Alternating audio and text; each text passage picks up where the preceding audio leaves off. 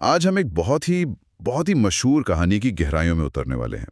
हमारे पास जो स्रोत है वो है रंजीत देसाई की किताब श्रीमान योगी, जो छत्रपति शिवाजी महाराज के जिंदगी पर आधारित है। लेकिन रुकिए, हम किसी जंग या किसी किले की फतह की बात नहीं करेंगे। हम कहानी के शुरू होने से भी पहले की कहानी में जाएंगे। ये शिवाजी महाराज के जन्म से ठीक पहले का दौर है, जब उनके माता पिता शाहजी राजे और जीजाबाई एक बेहद मुश्किल और खतरनाक वक्त से गुजर रहे थे। तो आज का हमारा मकसद ये समझना है कि शिवाजी महाराज के जन्म के वक्त माहौल कैसा था, उनके परिवार पर, खासकर उनकी मां पर क्या बीत रही थी। और ये माहौल समझना बहुत जरूरी है। कहानी की शुरुआत ही महाराज के उस मशहूर राजमुद्रा के श्लोक से होती है। प्रतिपत चंद्र लेखेव वर्धिष्णुर्विश्ववंदिता शाहसूनो शिवस्येषा मुद्रा भद्राय राजते। एक मिनट, ये श्लोक हम सबने सुना तो है, पर इसका असली मतलब क्या है? इसे थोड़ा तोड़कर समझते हैं। बिल्कुल, इसका मतलब है शाहजी के बेटे शिवाजी की ये मोहर दूज के चांद की तरह बढ़ेगी, दुनिया इसकी पूजा करेगी और ये सिर्फ लोगों की भलाई के लिए ही चमकेगी। तो देखिए, कहानी शुरू करने से पहले ही लेखक ने ये तय कर दिया है कि ये सिर्फ एक राजा की कहानी नहीं है, ये एक ऐसे राज की कहानी है जिसकी नींव लोगों की भलाई पर रखी जानी थी। और ये नींव किन हालात में रखी जा रही थी, आज हम वही देखने वाले हैं।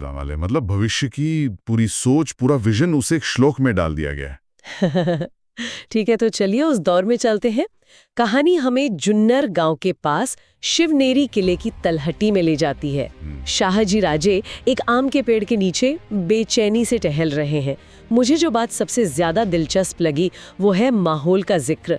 लिखा है, दोपहर हो चुकी है पर हवा का एक पत्ता तक नहीं हिल रहा। चारों तरफ एक अजीब सी बेचैन करने वाली खामोशी है। ये खामोशी सिर्फ बाहर की नहीं है, ये शाहजी राजे के मन की खामोशी है।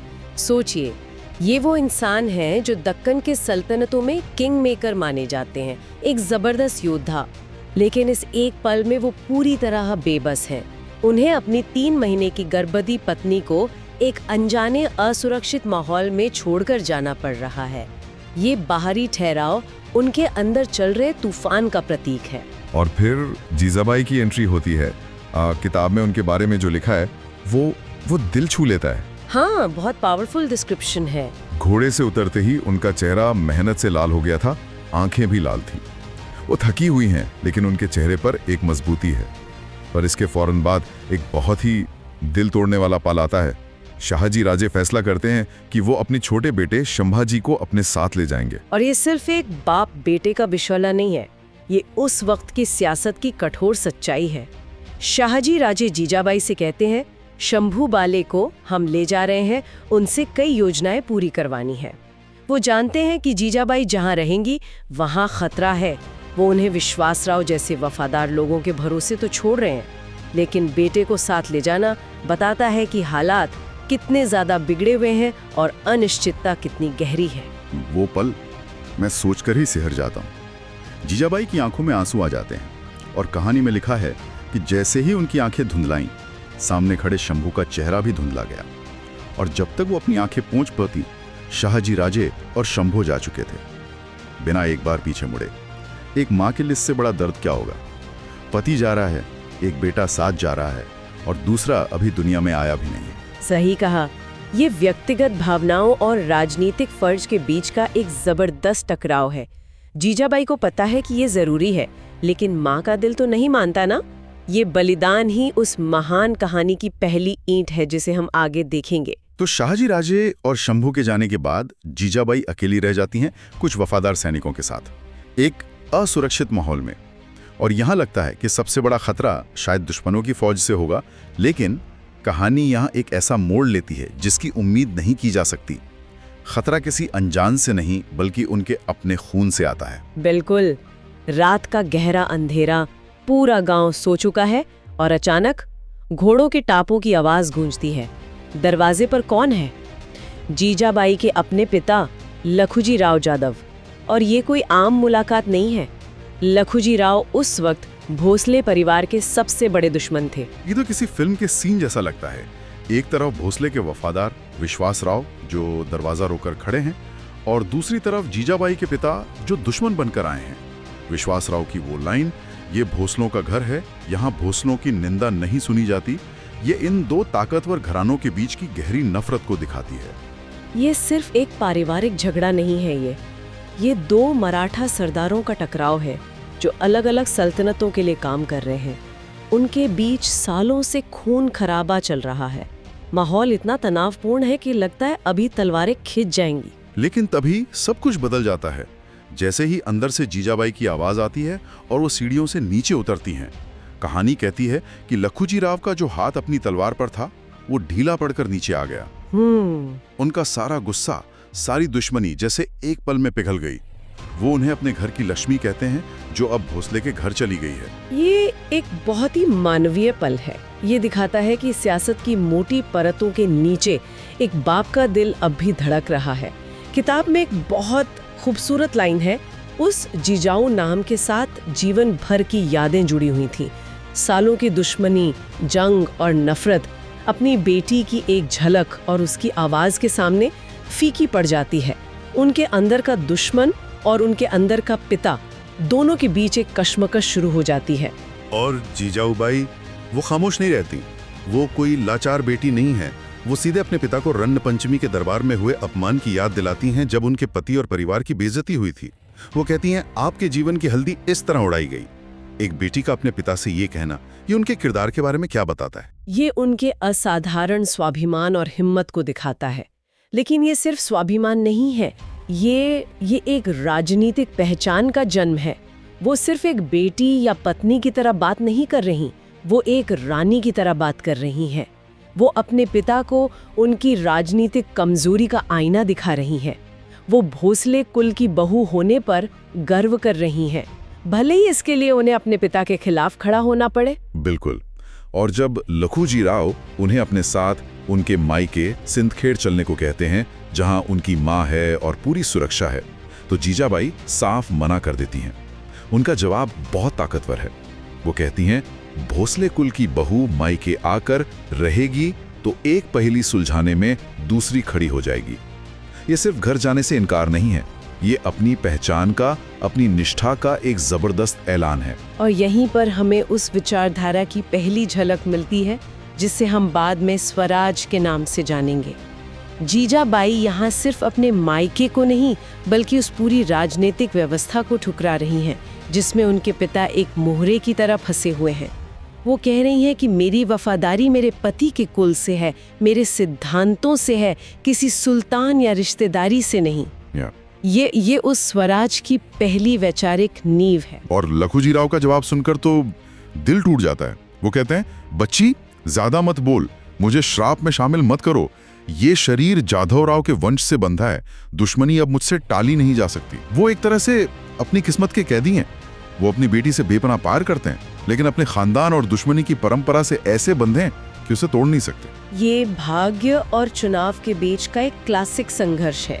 लखूजी राव का लगता है कि उनका रास्ता पहले से तय है, वो मजबूर हैं।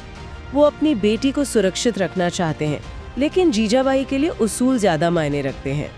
और यहीं जीजाबाई एक फैसला लेती हैं। वो कहती हैं कि मैं आपके साथ नहीं जाऊंगी, मुझे शिवनेरी के किले में पहुंचा दीजिए।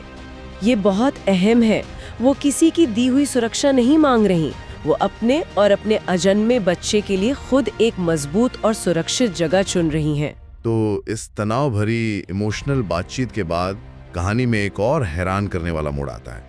विश्वास राव जो कुछ देर पहले लखूजी राव को दुश्मन कहकर घर में घुसने से रोक रहे थे, वो आगे बढ़कर लखूजी राव और उनके भूखे प्यासे सैनिकों को खाने का न्योता देते हैं।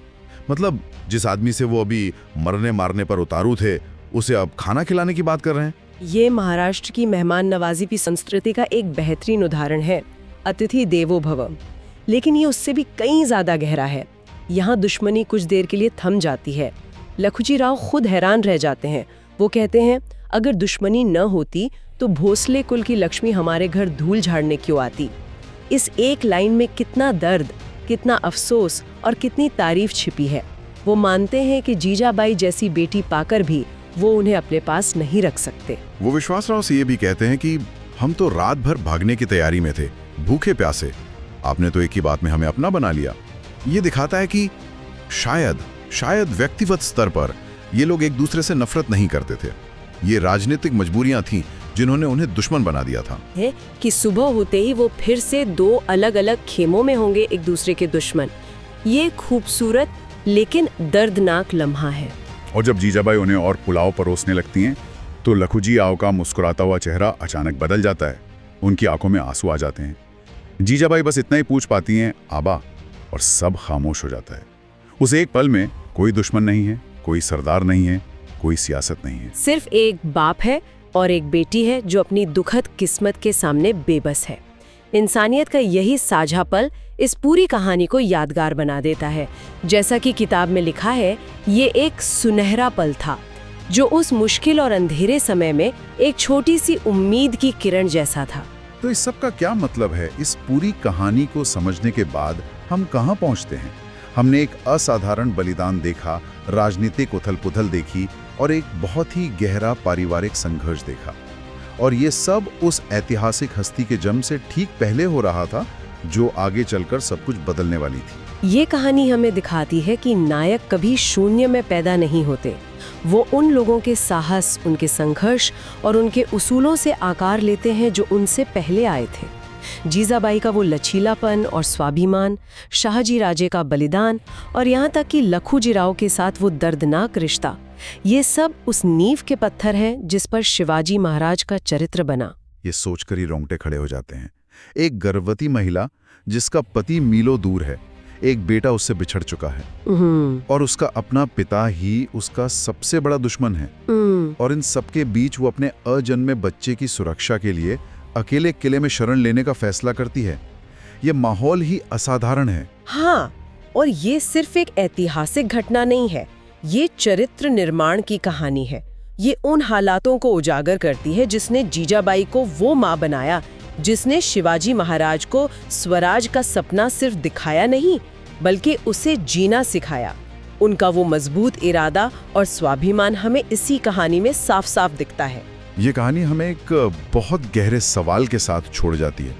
हम अक्सर उन सबकों की बात करते हैं जो शिवाजी महाराज ने बड़े होकर जंग के मैदान में सीखे, पर उन सबकों का क्या जो उन्होंने पैदा होने से पहले ही सीख लिए थे? एक बच्चा अपनी माँ के गर्भ में उस ताकत, उस सिद्धांत और उस अकेलेपन को कितना महसूस करता होगा?